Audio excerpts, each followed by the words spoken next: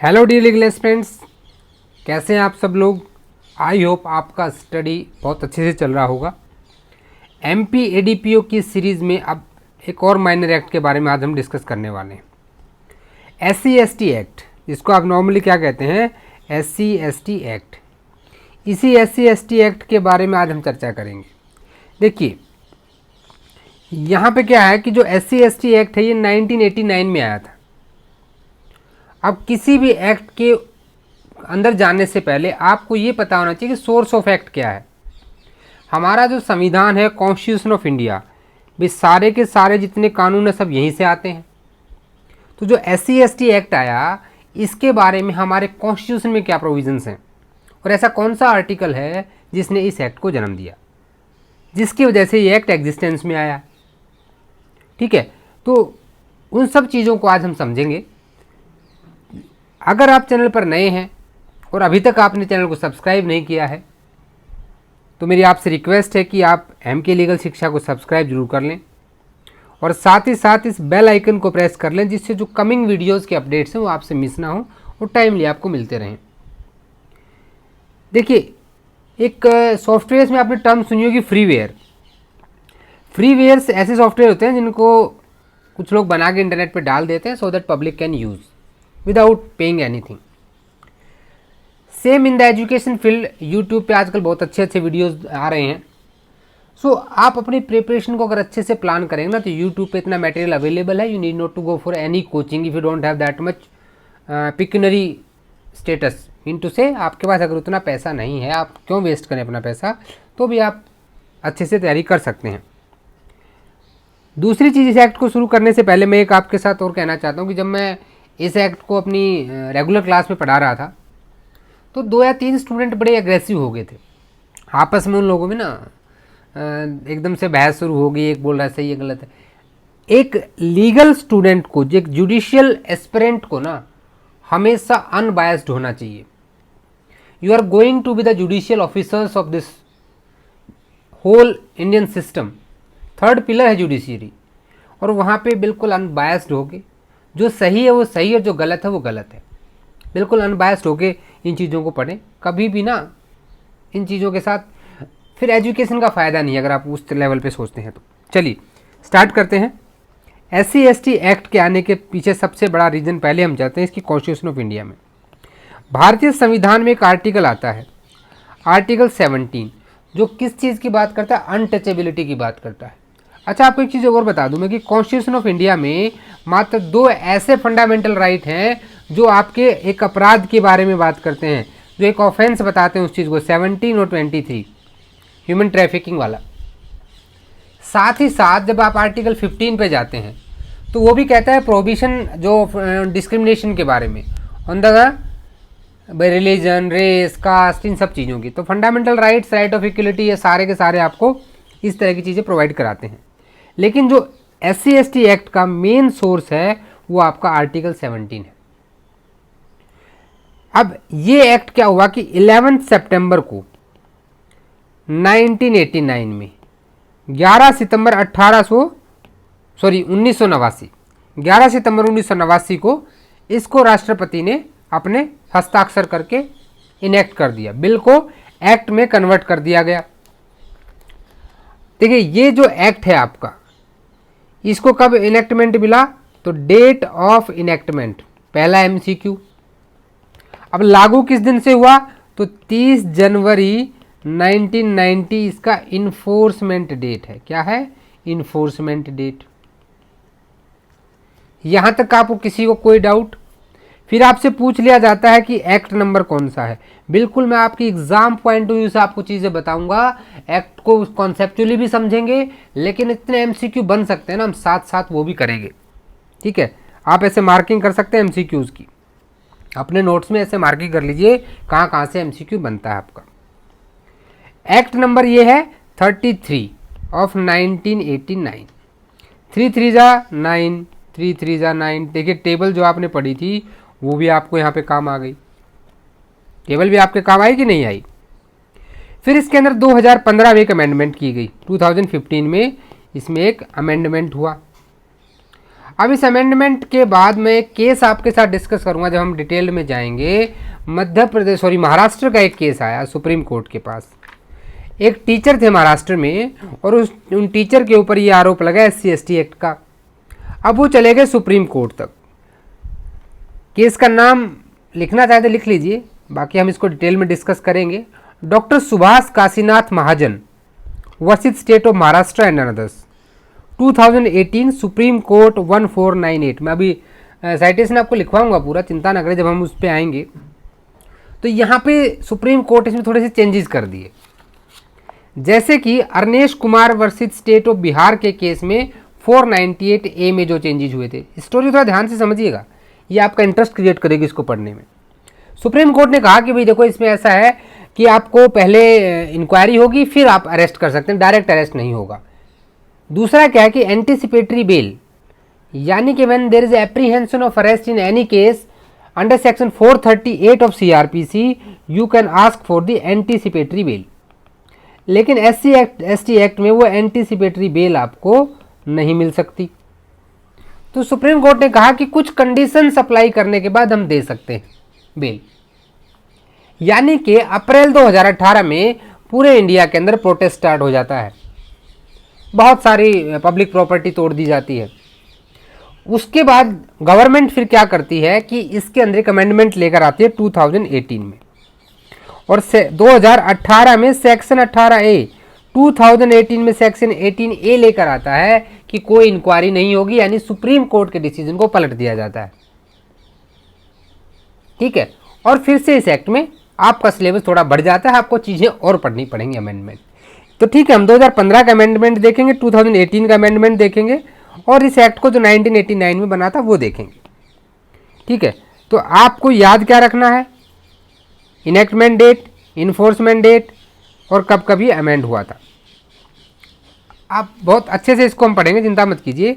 और act number क्या है, यहाँ तक चीज़ें समझ में आ गई। अब हम बेयर एक्ट पे जाएंगे, उससे पहले मैं कुछ चीज़ें आपके साथ डिस्कस करना चाहता हूँ। किसी भी एक्ट का स्केलेटन समझने से पहले ये समझना है कि उस एक्ट को पढ़ना क्यों है। देखिए, जब आप SC/ST एक्ट पढ़ते हैं, अगर आप चाहें तो मैं इसको एग्जाम पॉइंट ऑफ व्यू के हिसाब से सेक्शन 1 से लेकर 23 तक पढ़ा दूंगा, लेकिन मैं ये चाह रहा हूँ कि इस वीडियो से आपको सिर्फ एग्जाम पॉइंट ऑफ व्यू से नहीं, एक लीगल एस्पिरेंट के नाते, एक सिटीजन होने के नाते, you must aware about the things. ठीक है, तो SC/ST एक्ट में दो चीज़ें आती हैं। एक बोला जाता है एट्रोसिटीज़, ठीक है, और एक दूसरा वर्ड यहाँ पे यूज होता है एक्सटर्नमेंट। एक्सटर्नमेंट, एक्सटर्नमेंट, निष्कासन। एक्सटर्नमेंट का मतलब तो होता है, मैं अभी बताऊंगा आपको, पहले आप एट्रोसिटीज़ पे आइए। एट्रोसिटीज़ क्या है?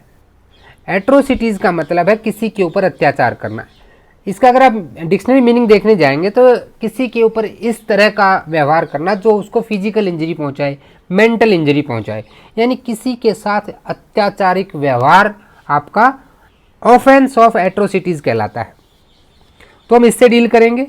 फिर कोई ऐसा व्यक्ति है जो वो अपराध कर सकता है, उस बंदे को वहाँ से हटाना है, उस बंदे को वहाँ से हटाना है, तो उसके लिए हो जाएगा एक्सटर्नमेंट, निष्कासन की प्रक्रिया। और इन दोनों चीज़ों को डील करेंगे स्पेशल कोर्ट्स। कौन डील करेंगे? स्पेशल कोर्ट डील करेंगे। और पूरे एक्ट में आपको यही चीज़ें देखनी है।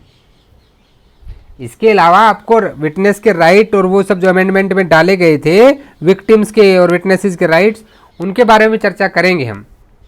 ठीक है, लेकिन सबसे इंपॉर्टेंट यहाँ पे ये तीन ही मुद्दे आते हैं आपके साथ। अब हम इसकी स्केलेटन पे आते हैं। भाई टोटल यहाँ पे अगर मैं बात करूँ तो चैप्टर्स कितने आते हैं? प्रिवेंशन ऑफ करप्शन एक्ट में कितने चैप्टर थे आपके? 5 चैप्टर थे। ठीक है, यहाँ भी 5 चैप्टर हैं, 5 चैप्टर्स। टोटल सेक्शंस कितने हैं? सेक्शंस यहाँ पे 23 हैं। स्केड्यूल कितना है? स्केड्यूल 1 है। With 1 schedule, 23 section and 5 chapters, the SC/ST Act is came into the existence. फिर इसके अंदर एक चैप्टर इंसर्ट किया गया। मैंने कहा इंटू एग्जिस्ट 1989 की बात करें अभी तो हम। ठीक है, अब इसके अंदर एक चैप्टर इंसर्ट किया गया, चैप्टर 4A। चैप्टर 4A यानी कि वैसे तो आपको याद रखना 5 चैप्टर्स, लेकिन एक चैप्टर 4A भी यहाँ पे आता है।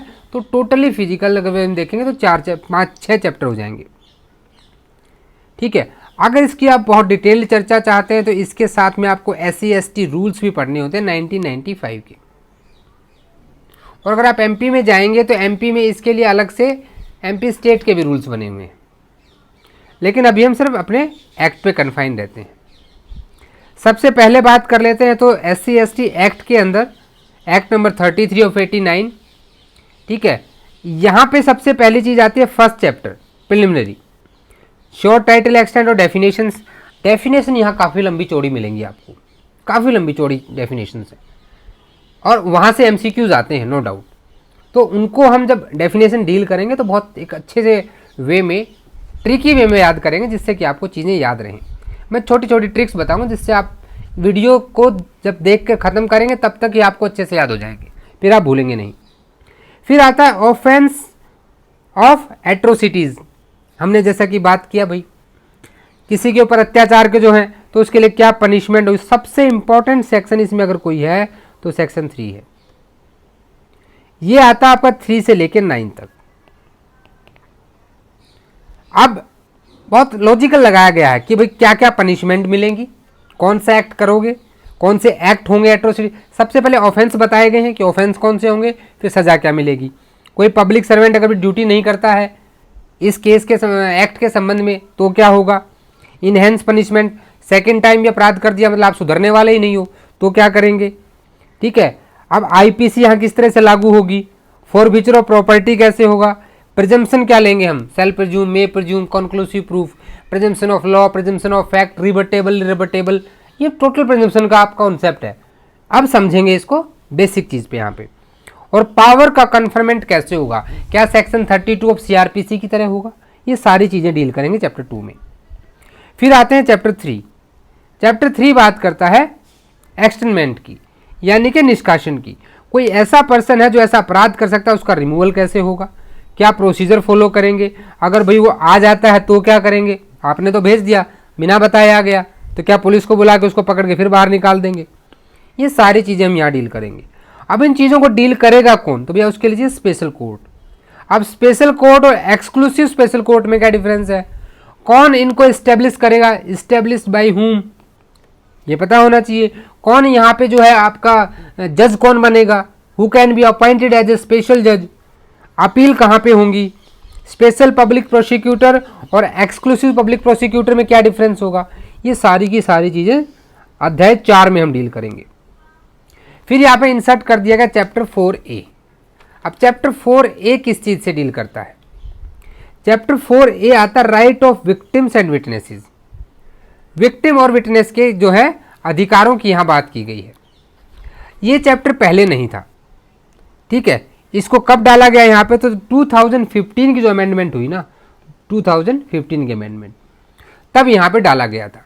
अब सेम अगर आप प्रिवेंशन ऑफ करप्शन एक्ट से इसको जोड़ लें, हम अभी पढ़ के आए हैं, हम इसे 1 साल पहले ही आया था 1988 में, तो प्रिवेंशन ऑफ करप्शन एक्ट 1988 में भी चैप्टर 4A ही ऐड हुआ था, सेक्शन 18A ऐड हुआ था। उसमें 88 था तो 80 यहाँ 18A, और यहाँ पे हुआ है 15A, सॉरी ये आपका 15A। अब आ जाता है चैप्टर 5। यहाँ मेरे ख्याल से एक मिस्टेक हो गया है, इसका मैं थोड़ा कलर चेंज करके आपको बता देता हूँ। ये जो नीचे का पूरा पोर्शन है ना, यहाँ लिखा नहीं गया है, ये आपका चैप्टर 5 है। चैप्टर 5 बात करता है मिसलेनियस प्रोविजन फ्रॉम 16 टू 23, यानी कि स्टेट गवर्नमेंट की पावर क्या होंगी। अंडरस्टूड। अब हमने कहा एंटीसिपेटरी बेल नहीं मिलेगी, 438 इस बात को कह रहा था। सुप्रीम कोर्ट 2018 में इसी बात से कहता कि नहीं हम तो एंटीसिपेटरी बेल दे देंगे। तो भैया फिर गवर्नमेंट ने क्या किया, एक नया एक्ट बना दिया, अमेंडमेंट ही कर दिया इसके अंदर।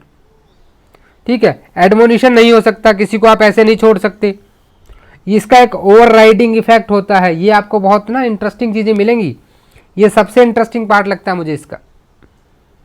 और फिर यहाँ पे एक स्केड्यूल दिया गया है। जहाँ आईपीसी के कई सारे ऑफेंसेस बताए गए हैं। तो this is all about its structure. From tomorrow onwards और most probably today evening we will start this act around 3 to 4 lectures total. देखिए 3 to 4 लेक्चर इसलिए हैं कि बहुत स्पीडी में नहीं जाएंगे, कॉन्सेप्ट को समझना भी बहुत ज़रूरी है।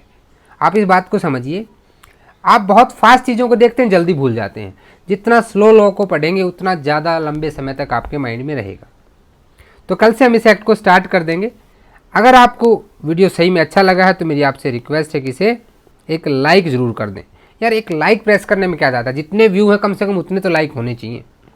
और शेयर भी करें, और आपका जो शेयर करेंगे अपने सोशल मीडिया हैंडल्स पर, तो देखिए स्टूडेंट पावर तो बहुत बड़ी पावर होती है। ऐसा हो नहीं सकता कि हमारी चीज़ें सब तक ना पहुँचें। तो मेरी आपसे रिक्वेस्ट है कि please cooperate, help and share this as much as you can, and comment करके ज़रूर बताएं कि आपको ये वीडियो कैसा लगा है।